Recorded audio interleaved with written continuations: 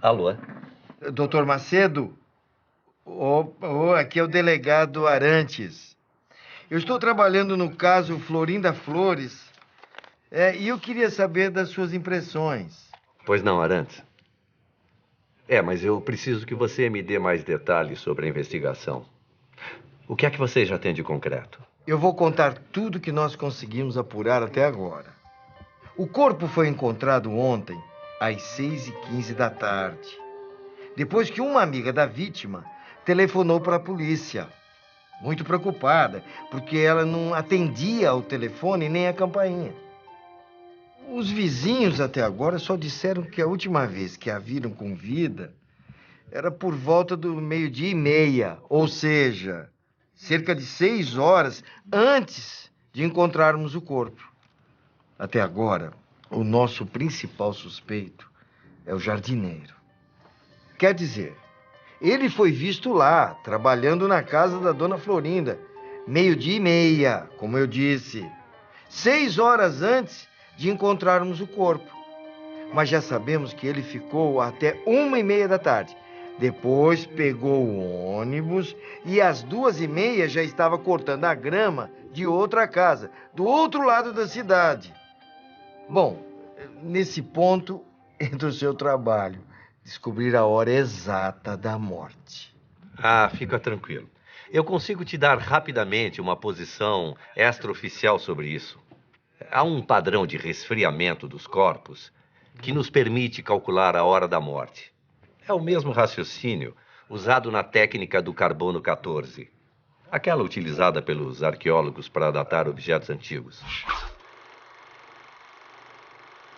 Os átomos de carbono 14, criados por raios cósmicos, combinam-se com o oxigênio para formar o dióxido de carbono, que as plantas absorvem por meio da fotossíntese. Os animais e humanos, ao ingerir plantas, acabam absorvendo o carbono 14. No nosso corpo, a relação entre este carbono e o carbono normal se mantém constante durante a vida. Mas assim que um organismo morre, o carbono normal permanece estável, enquanto os átomos de carbono 14 vão decaindo. Com base nessas informações, em 1947, o químico Willard Libby descobriu que, de acordo com a quantidade restante de radiação de carbono 14, era possível datar achados arqueológicos com idade de até 70 mil anos. Então, Arantes, você com certeza sabe que os níveis de carbono 14 servem para precisar datas mais longínquas. Isso porque ele decai muito lentamente num organismo, né? Bem, não é o caso do nosso pobre cadáver aqui, né? Para ele, nós vamos usar o fator temperatura. Assim como os níveis de carbono 14 em um fóssil, a temperatura do corpo humano depois da morte também cai a uma taxa constante e gradual. Quer dizer que o cálculo da hora da morte pode ser feito através de uma relação entre a temperatura ambiente e o decaimento da temperatura do corpo após a morte? Exatamente. Bom, pelas informações que eu tenho aqui neste relatório, a temperatura do corpo, quando a vítima foi encontrada, às 18 horas e 23 minutos, era de 32 graus. Já sabemos também que a temperatura ambiente no dia da morte era de 28 graus. Ótimo. O tempo para a temperatura do corpo chegar à temperatura ambiente pode variar muito de um lugar para outro e depende de fatores como as condições do tempo e a umidade relativa do ar. No nosso caso, podemos partir do fato de que a temperatura média de uma pessoa viva e sem febre é de 36 graus e meio.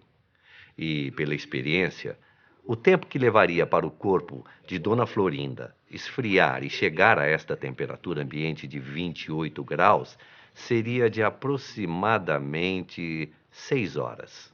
E se a temperatura ambiente estiver mais alta, a taxa de decaimento será menor?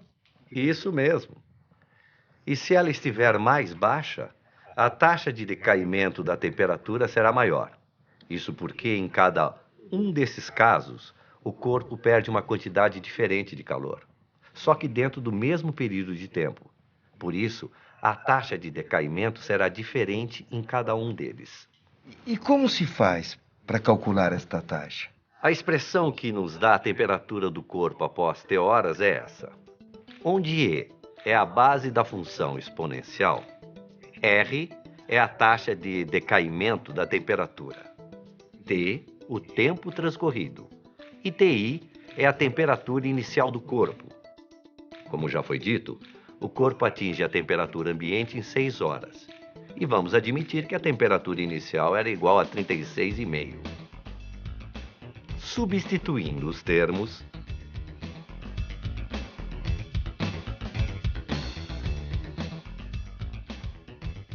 agora, para continuar a desenvolver esse cálculo, a gente precisa aplicar o logaritmo na base E, aos dois lados da equação. Usando as propriedades de logaritmo, temos... E fazendo mais umas continhas... Mas agora, como é que a gente vai saber o valor desse logaritmo na base E? Até algumas décadas atrás, precisaríamos consultar uma tabela de logaritmo para isso. Mas hoje basta usar uma calculadora científica ou mesmo uma dessas disponíveis em um computador. E vejamos. Este logaritmo vale aproximadamente menos 0,265. Substituindo na nossa equação, então a taxa R, que é uma constante, será menos 0,044. Mas por que esse R deu negativo? É porque a temperatura do corpo está diminuindo ao longo do tempo. É claro, faz sentido.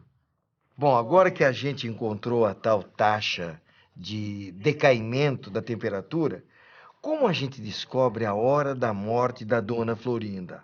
Para isso faltam só mais uns cálculos, parecidos com esse que a gente acabou de fazer, só que usando os novos dados que nós temos.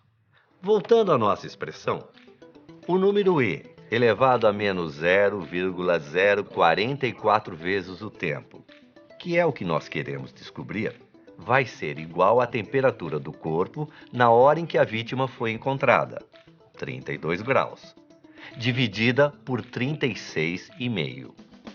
Mais uma vez, a gente transforma isso em um logaritmo e fica com...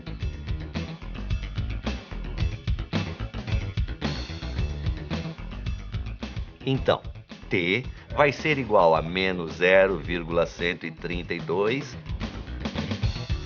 dividido por menos 0,044. Portanto, o tempo T é igual a 3. Mas isso significa que a vítima foi morta mais ou menos 3 horas antes da polícia encontrar o corpo. Só que o jardineiro saiu de lá 5 horas antes. Então ele não pode ser o assassino. Só um minutinho, doutor. Sim. A que horas que ela esteve lá? Certo. Eu vou emitir agora uma intimação para interrogar essa amiga. Fica de olho nela. Novidades importantes, doutor. A amiga que chamou a polícia foi vista saindo da casa da dona Florinda 3 horas antes do telefonema. Bem no horário do crime. Aí está a principal suspeita. Ah, então já caminhamos para o fim da investigação, hein, Arantes? Eu vou correr para te entregar o relatório, assim você tem os dados oficiais para, se for o caso, indiciar a suspeita. Macedo, muito obrigado. Nos falamos mais tarde.